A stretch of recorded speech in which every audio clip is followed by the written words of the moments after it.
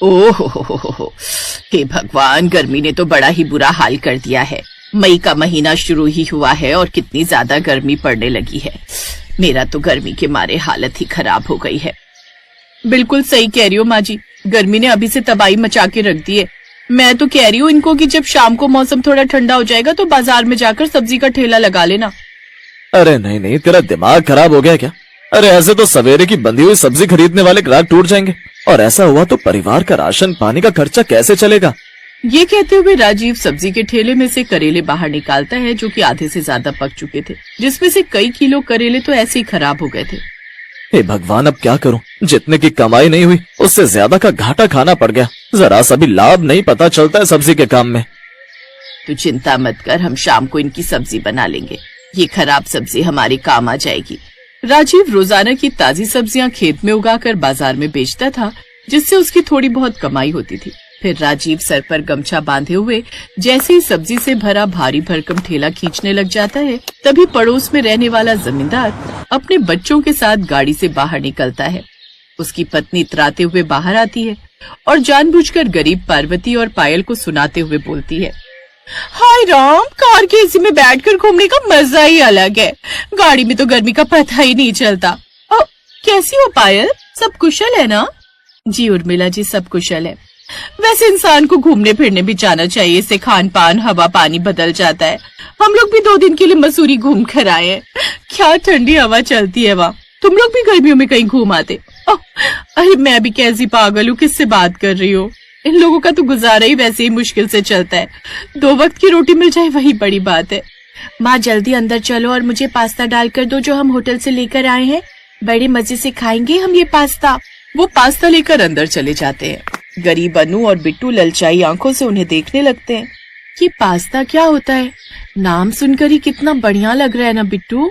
हाँ, और उस पिन्नी में से कितनी बढ़िया खुशबू आ रही थी। मेरा तो जी ललचा रहा है खाने को। जमींदार के दोनों बच्चे इतराते हुए अंदर चले जाते हैं। अरे रुको, पहले इसे अपनी माँ से माइक्रोवेव में गर्म तो करवा लो, नहीं तो सारा मजाक किरकिरा हो जाएगा। सही कहा पापा, मैं अभी मम्मी को बोलती हूँ। मम्मी, पास्ता गर्म कर दो। उर्मिला उन्हें पास्ता गर्म करके देती है तो खिड़की से खुशबू बाहर जाती है, जिससे अनु और बिट्टू की लार टपकने लगती है। ऐसी शाम हो जाती है। शाम को गरीब पायल सभी परिवार वालों के लिए खराब करेलों की सब्जी बनाती है, जिसमें से थोड़ी स्मेल भी आ रही थी। छी, करेले मुझसे तो नहीं खाए जाएंगे, ये कितना गंदा बना है। खाने में नखरे नहीं करते बिट्टू, जो बनाए खा ले। तो वहीं अमीर पड़ोसी बड़े स्वाद से पास्ता खा रहे थे। इसमें व्हाइट सॉस और डालो ना, कितना यम्मी लग रहा है। जहां अमीर घर के लोग बड़े मजे से खाना खा रहे थे, तो वहीं गरीब बच्चे मन मार कर वो कड़वे करेले खाने को मजबूर थे। अगले दिन, माँ तुम भी कभी हमारे लिए पास्ता बना दो ना। बिट्टू, जब मेरे पास पैसे होंगे मैं बाजार से जाकर ले आऊंगी, लेकिन अभी मेरे पास पैसे नहीं है और मुझे पास्ता बनाना नहीं आता। उस वक्त तो किसी तरह पायल ने बच्चों को चुप करवा दिया। ऐसे कुछ दिन बीत जाते हैं। कुछ दिन बाद पायल की चाची सास की बहू यानी देवरानी, जो कि शहर में रहती थी, उसकी सहेली की गांव में सगाई थी। उसके लिए वो गांव आते हैं। प्रणाम ताऊ जी। हम लोग तो ठीक ठाक हैं बेटा, तू कैसा है? मैं भी ठीक हूँ। पायल बहू, आज कोई बढ़िया सी सब्जी बना ले, जा पीछे खेत से तोड़ कर ले आ। पायल फटाफट घर के पीछे खेत में पहुंच जाती है, जहां बहुत सारी सब्जियां बोई हुई थी, जहां से वो ताजी सब्जियां शिमला मिर्च, मटर, फली ले आती है। लाइए जेठानी जी, मैं ये सब्जियां काट देती हूँ। अब दोनों देवरानी जेठानी मिलकर खाना बनाती हैं। अब क्या मालूम कौन क्या सब्जी खाता है। अगर शिमला मिर्च बनाऊंगी तो बच्चे नहीं खाएंगे और मटर माँ जी से नहीं चबाए जाएंगे। आप फिक्र क्यों करती हो जेठानी जी? ऐसा कीजिए, मिक्स वेजिटेबल बना देते हैं। कौन सा टेबल? और हमने तो सुना है टेबल सामान रखने के काम आता है, फिर उसको कैसे खा सकते हैं? ये सुनकर स्वाति खिलखिलाकर हंसने लगती है। अरे मिक्स वेजिटेबल मतलब सभी सब्जियों को थोड़ा थोड़ा काट कर एक साथ बना लेते हैं। लाइए मैं बना देती हूँ। थोड़ी देर बाद वो बड़ी ही स्वादिष्ट मिक्स वेज बनाती है। अरे देवरानी जी, मुझे तो लगा ही नहीं था कि आप खाना भी पकाती होंगी, मगर सब्जी की स्वादिष्ट खुशबू बता रही है आज तो रोटी ज्यादा खाएंगे सब लोग। जेठानी जी, सच पूछिए तो इतनी फ्रेश ताजी सब्जियां तो शहर में मिलती नहीं है। और वैसे शादी से पहले मैं एक होटल में काम करती थी, जहां तरह तरह का खाना बनाना सिखाया जाता है, और खासकर चाइनीज फूड जैसे मोमोज, चाउमीन, पास्ता, मैक्रोनी। क्या कहा तुमने? पास्ता? अच्छा सुनो ना, ये पास्ता की बात तुम ना बच्चों के सामने मत करना। वो क्या है ना, वो बड़े दिनों से पास्ता खाने का उनका मन कर रहा है और हमारे पास इतने पैसे हैं नहीं कि उन्हें पास्ता खिला सके। तुम तो जानती हो इनका सब्जी का काम है, उससे कहाँ इतनी कमाई हो पाती है। ये बात सुनकर स्वाति को बहुत दुख लगता है। ऐसी एक रोज रसोई में सब्जी बची देखकर पार्वती चिक बाजी करने लग जाती है। पायल बहू, आज फिर से इतनी सब्जी बची है, तुझे सब्जी का अंदाजा नहीं है। खेत की सब्जी है, इसका मतलब ये नहीं कि जितनी बना डाल। तेल मसाले की बर्बादी नहीं होती। आजकल बहुत सामान बर्बाद करने लगी है तू। जानती है ना कितनी मेहनत करता है राजीव सारा दिन ठेले पर। उधर मंडी में राजीव सब्जी का ठेला लिए खड़ा था। क्या 40 रुपए किलो सब्जियां? तू सब्जी बेच रही है सोना? 20 रुपए किलो देना है तो दे। उस अमीर औरत की बात सुनकर राजीव लाचारी भरी आवाज में कहता है, नहीं बहन जी, इतना तो पड़ता नहीं खाएगा। आप 30 रुपए दे दीजिए। अगर ऐसे ही चलता रहा तो हम गरीब क्या खाएंगे। अच्छा ठीक है, फिर आधा किलो 2 सब्जियां बांध दो। तभी वहाँ पास्ता वाला अपना ठेला लेकर आ जाता है। सारी की सारी भीड़ उसके ठेले पर चिपक जाती है। कमाल है, सब्जी मंडी है लेकिन लोग सब्जी से ज्यादा पास्ता खाने के लिए खड़े हैं। शाम को वो मुरझाए हुए घर आ जाते हैं। अगले दिन वो पास्ता वाला अपना ठेला लिए उस गांव में भी आता है। पास्ता ले लो, पास्ता, गर्मा गर्म पास्ता। पास्ते का नाम सुनते ही दोनों बच्चे उसके पास जाकर खड़े हो जाते हैं। वाह वाह, ये तो वही खुशबू है। अंकल अंकल, हमें भी पास्ता दो ना। पहले 40 रुपए निकाल। लेकिन हमारे पास तो ये 1 रुपया ही है जो सुबह बाबा ने दिया था, इसी का दे दो ना। भीख दे रहे हो क्या? चल फुट यहाँ से। वो उसे धक्का मारता है। तभी स्वाति वहाँ आ जाती है। तुझ में अकल है कि नहीं? बच्चों को ऐसे कौन धक्का देता है?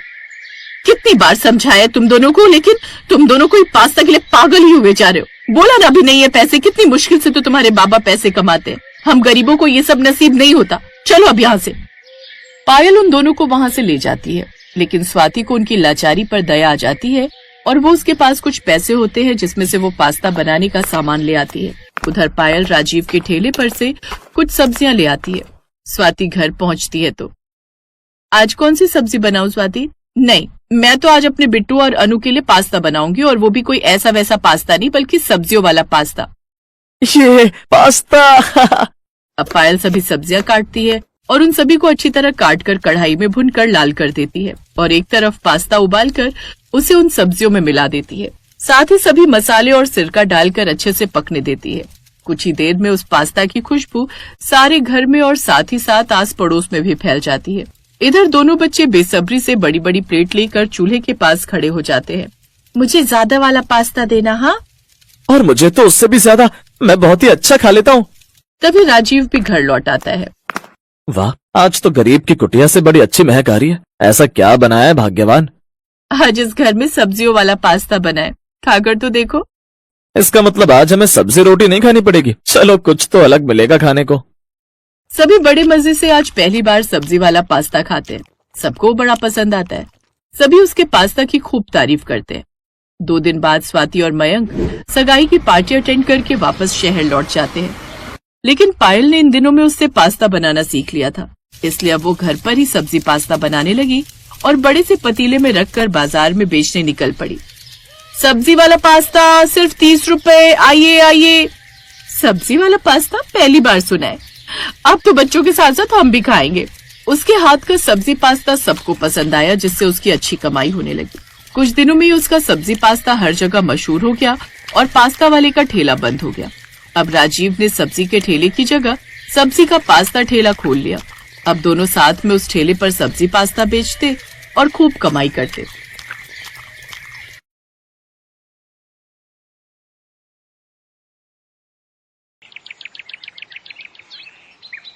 अरे बहन जी, घर की बहू में तो साक्षात माँ अन्नपूर्णा का वास होता है।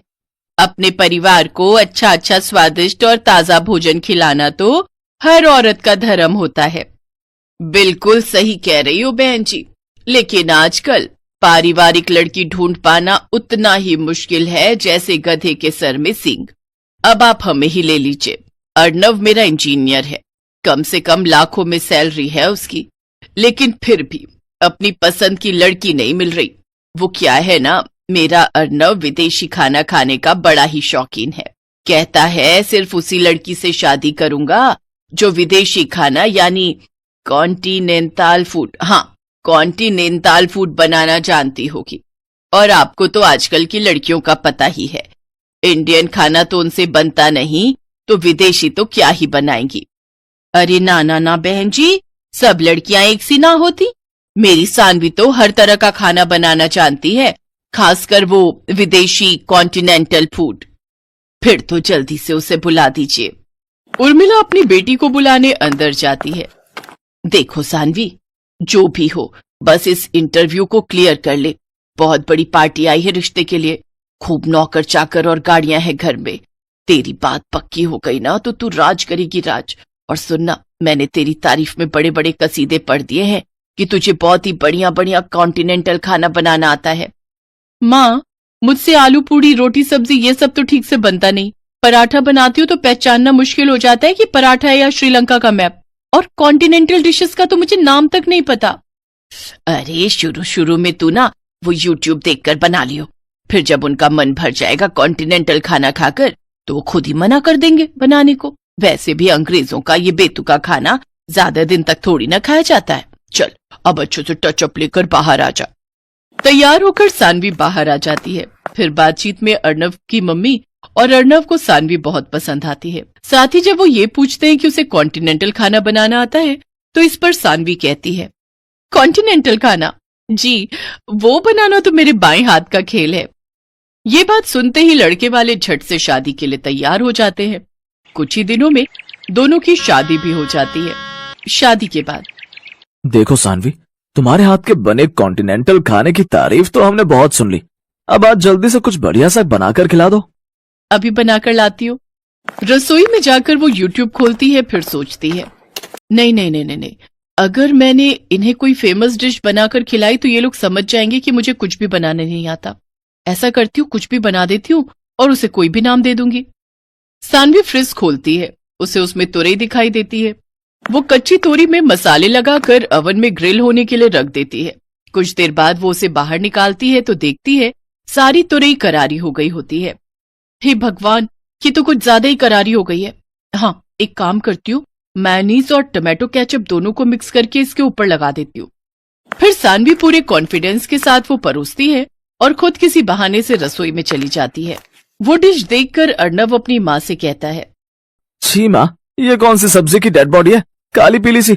छी माँ, मुझे तो देखते ही उल्टी आ रही है। ऐसा ना हो मुझे उल्टी हो जाए। चुप कर तू, पता भी है मैंने कितने कसीदे पढ़े हैं तेरी तारीफों के।